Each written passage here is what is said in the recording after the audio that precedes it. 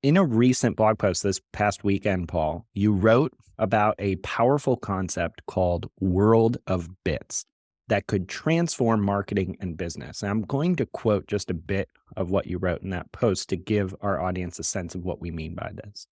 So you wrote, based on a collection of public AI research papers related to a concept called world of bits, and in light of recent events and milestones in the AI industry, including legendary AI researcher Andrej Karpathy announcing his return to OpenAI, it appears that the capabilities for AI systems to use a keyboard and mouse are being developed in major AI research labs right now.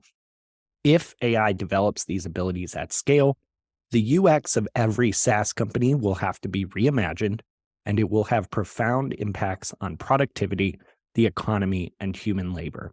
Can you outline this idea a bit more for us and why it's so important? Yeah, and let me give the kind of chronology of how this came to be for me. So on February 8th, Andrej Karpathy, who was a founding member of OpenAI and then went on to be the senior director of AI at Tesla, announced that he was returning to OpenAI, as you said. And my immediate reaction is, why? Like, what is he going back there for? And so I had listened to an interview he did in October of last year with Lex Friedman, like a 2.5 hour podcast. And I remembered being impacted by that interview and taking notes on it and thinking, man, this guy's going to do something really interesting. He had left Tesla at that point, but hadn't announced what he was doing next. So I remember in October of 22 thinking, I got to follow this guy and see like what he does next. And so I have alerts on Twitter for him. And I got the alert on February 8th when he announced this. And I was like, oh, okay, what is going on here? So actually on the flight to San Francisco last week, I re-listened to the interview with Karpathy and Friedman and started kind of connecting the dots of why he was going back. And so in that interview, um, Friedman says, you briefly worked on a project called World of Bits, training a reinforcement learning system to take actions on the internet versus just consuming the internet, like we talked about. Do you think there's a future for that kind of system interacting with the internet to help the learning? Karpathy says, yes. I think that's probably the final frontier for a lot of these models. So as you mentioned, when I was at OpenAI, I was working on this project, World of Bits, and basically it was the idea of giving neural networks access to a keyboard and a mouse. And the idea is that basically you perceive the input of the screen pixels and the state of the computer is visualized, yada, yada, it does these actions. So then he says, now later on, now to your question as to what I learned from that, it's interesting because the world of bits was basically too early, I think, at OpenAI at the time. This is around 2015 or so. He then says, it is time to revisit that, and OpenAI is interested in this. And then he talks about GPT as the initialization, and it's pre-trained on all the text and understands like what a booking is, if you think about airline bookings, and it understands what a submit is and all these things. So now that you go back and look at October, it's like, oh, okay, he was obviously laying out the fact that that's what he was going to go back to OpenAI and do, was work on the world of bits again, that he thought it was now possible. And so that led me to then kind of follow through. And then on last Thursday, he tweeted, nice follow up to our earlier OpenAI World of Bits work, teaching AIs to use keyboard and mouse. In my opinion, powerful to match AI APIs to those humans because world is built for humans. Da, da, da.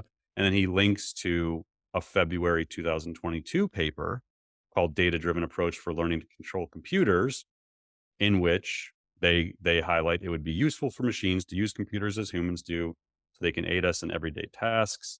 Humans use digital devices for billions of hours every day. We can develop agents that assist with even a tiny fraction of these tasks. We hope to enter a virtuous cycle of agent assistance. And there it was. It was like, okay, so he's going back to work on action, to give machines actions. And then there was one other thing I'll say, and then we can kind of get into the combo here. Um, there was a comment made at the Gen AI conference that sort of caught my attention. And that was, let me pull this up. So Aidan Gomez, the CEO of Cohere, so again, I'm on the flight, I'm listening to this stuff. I'm like, oh, okay, world of bits, action, whatever. So they were talking to Aidan Gomez, and he said, after dialogue is tool use, take action into the real world. It's the next unlock, APIs, operating web browsers, whatever. And then he said, action is where we're all sprinting towards. And I was like, okay, this confirms for me for sure. Like, not only is Karpathy going back to OpenAI to work on computer actions to be able to do what humans do, but all of them are. And then we get like Adept AI and Influential, and it just like started connecting the dots. Like, okay, this is obviously where this is all going, and that led to like the Saturday morning. I just like had to put this post together, and then I sent it to you, and here we are talking about it. So we're talking about the possibility relatively soon that AI assistants will be able to do things like, let's use that flight example very briefly, where you can tell it, go book me a flight to San Francisco, make sure it is not a red eye, make sure it's within this price range, and on these three airlines are the ones I would consider. And it will actually go perform those types of actions on the internet for you. Yeah, because it knows how to click buttons and fill out forms and slide scales and change filters. So, yeah, and that's like, so we mentioned Adept. So this is a company that started in April of 2022.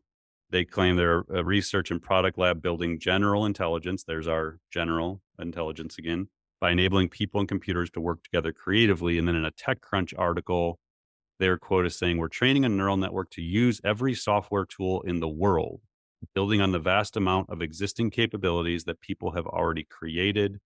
With Adept, you'll be able to focus on the work you enjoy and ask our system to take care of the other tasks. We expect the collaborator to be a good student and highly coachable, becoming more helpful and aligned with every human interaction." Now, interestingly, two of the three co-founders of Adept were co-authors with Aidan Gomez of the Attention is All You Need paper in 2017 that created the transformer that is at the basis of GPT and all the generative AI we're seeing today.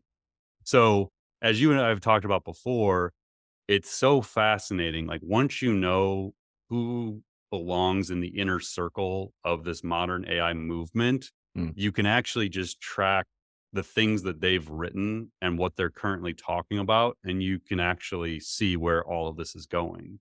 And so that's like the co-founders here from DeepMind, Google, OpenAI.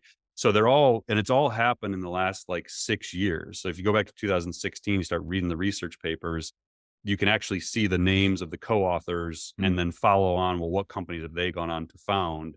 And that's where it starts to happen. The other one, Inflection AI, that we mentioned, that one is started by Mustafa Soliman, who was actually one of the co-founders of Google DeepMind, and then Reid Hoffman, who was the COO at PayPal and then went on to found LinkedIn. And Mustafa and Reid were partners at Greylock, which is a venture capital firm, and they created Inflection. Now, Inflection doesn't, if you go to their site, it's just a page and you can click info. Like, there's nothing about it. And it's been around for since the middle of last year, I think. But theirs says it's an AI first company redefining human computer interaction. Throughout the history of computing, humans have had to learn to speak the language of machines. In the new paradigm, machines will understand our language. Recent advances in AI promise to fundamentally redefine human machine interaction. We will soon have the ability to relay our thoughts and ideas to computers using the same natural conversation language we use to communicate with people. Over time, these new language capabilities will revolutionize what it means to have a digital experience. So, again, go back, look at who the authors of all the major papers were over the last 5 years. Go look at what they're working on, and it all seems to actually be moving towards this action-based interface that we will be able to tell the machine. The example I gave in the blog post was, if I wanted to go send an email right now in HubSpot, which is our CRM and email system, there are 21 steps, 20 minimum of 21 clicks I have to take to do it, from clicking marketing the main nav to email, to create email, to email type, to template, to writing the cut, all of these things.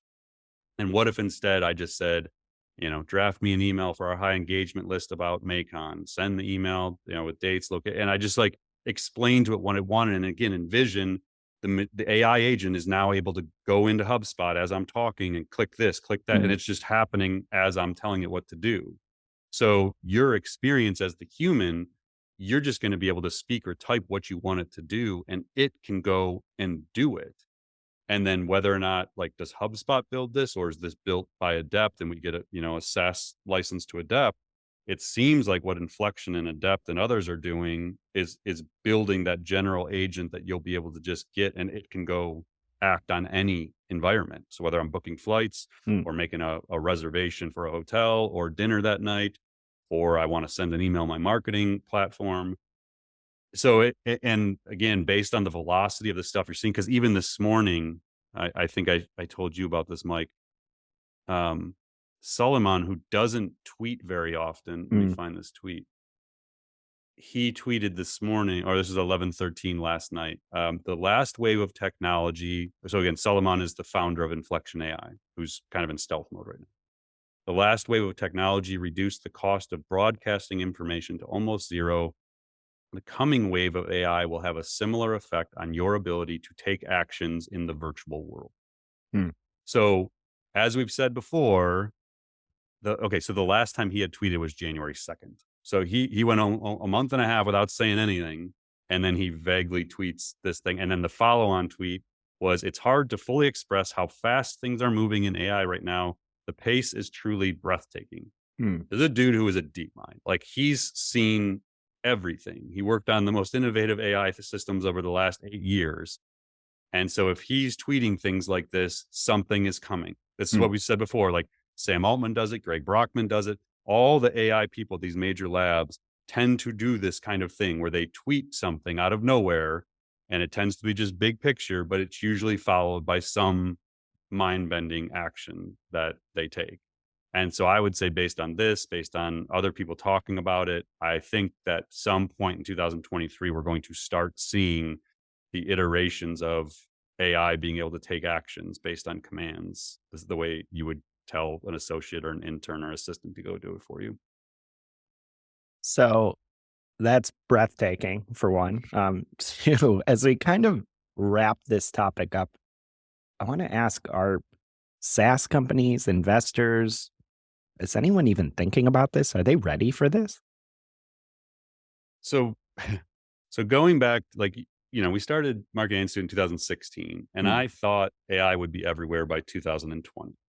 And there were a lot of SaaS companies, I mean, friends of mine, people we talk to, companies we work with, partners of ours.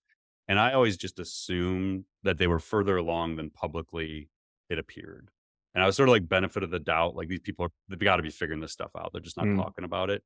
And I was wrong. They generally weren't. So ChatGPT forced these SaaS companies to move way faster on AI, forced venture capitalists to move faster and to develop points of view and do all these things. And my guess is, no, they're not ready for this. They're not maybe even thinking about this. So that's why you have these major, AI researchers working on these bigger problems. Is they're probably at the edge of the frontier right now doing this stuff. They're out there figuring out the next iterations, while most SaaS companies are still trying to figure out what to do with ChatGPT. Mm. And that to me is the opportunity. It's a problem, but it's also an opportunity. Um, I think the key, we've talked about this before with SaaS companies and venture capitalists or investors, period. And even in, you as, like, maybe you're listening and you're working at these kinds of companies. It's like, well, where should I focusing my career path on? Mm. I think you always have to look a little bit ahead. And it's becoming more and more important now to be looking 6-12 months out and saying, well, where is this moving to? Like, am I going to bet my career and take stock options at a company that's working on iterations of language models? Like, is that even going to matter in 12 months? Am I Mm. working at a company that is like a point solution for language models that does a single thing that maybe GPT-4 is just going to do for everybody for free? Like, is the company you're at today going to be obsoleted, I guess, is the point of what I'm saying, by what's coming next. And it's a really hard thing because we don't know. Like, we're just trying to connect the dots here and put ideas out into the open with what we think might be happening. Mm. But it's going to be more and more important for individuals and companies to be doing the same thing, to be looking out and saying, okay, we're investing a lot of resources in this element of our product roadmap. Is it even going to matter in 6 months? So all these cycles are going into building this, all these resources. Is it obvious that it's going to be obsoleted? Like, Mm. when you just look out and see what's coming. And so that's where I think the opportunity is. But again, it's a big threat. And a lot of companies that I have seen and talked to are not thinking that way. And they really need to figure it out very quickly how to adapt their team so they are constantly thinking about what could happen with AI in the near future that would obsolete what we're doing right now. And then that carries over to teams. Like if you're a CMO or a VP of marketing and you're thinking about your hiring plans for the year, your marketing strategy for the next 12 months, or your goals, the technology that's coming could have a major impact on whether or not you're going to make the right decisions, or if in the near term those decisions are going to seem kind of archaic.